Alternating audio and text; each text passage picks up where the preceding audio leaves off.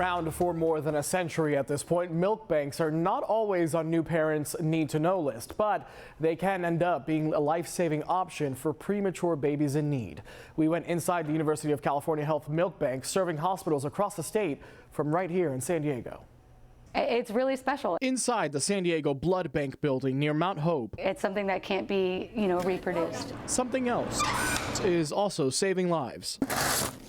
Welcome to the Milk Laboratory. This is the lab inside the University of California Health Milk Bank. We have milk techs working here, Nguyen, Eric, and Micah, and they all are people who have a specialty in nutrition, and they all work in the NICU in our hospital. Dr. Lisa Stellwagen is the medical director. I worked in the community clinic, I worked in private practice, but I found my dream job when I started working in the newborn medical unit at UC San Diego. She worked closely with new moms in the hospital's breastfeeding program. That's when her team discovered something in some of the most fragile babies. We started reducing the rate of necrotizing enterocolitis, which is a bowel catastrophe that can happen to the tiniest babies, especially if they're not receiving their mother's own milk. That sparked the idea of a milk bank to help babies and moms who can't produce their own.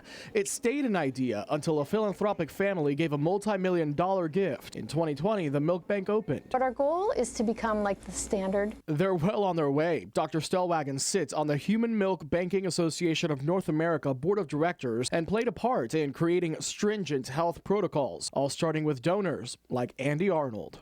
I have 3 kids, and with my third, I was overproducing milk.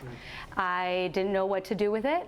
Until a friend told her about the milk bank. After a stringent vetting process, she got the green light and started donating. No idea that something like this existed, and so once I found out about it, I knew that I was meant to help other babies and just kind of provide a sense of support to other moms. She even found out the nutrition facts of her breast milk. This freezer is the first stop for all donations waiting for inspection. But you can see the orderliness of it, the way the mothers have categorized it. There's so much love that goes into this. From here, techs take it to the lab. They'll grab a sample to run a culture and make sure there's no bacteria or viruses pasteurization won't kill. Then techs will carefully mix it with other donations, tweaking the nutritional contents along the way. Techs now bottle it, pasteurize it, and take another sample for testing.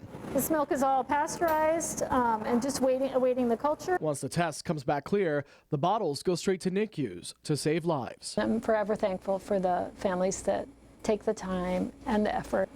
But that's what people do for each other.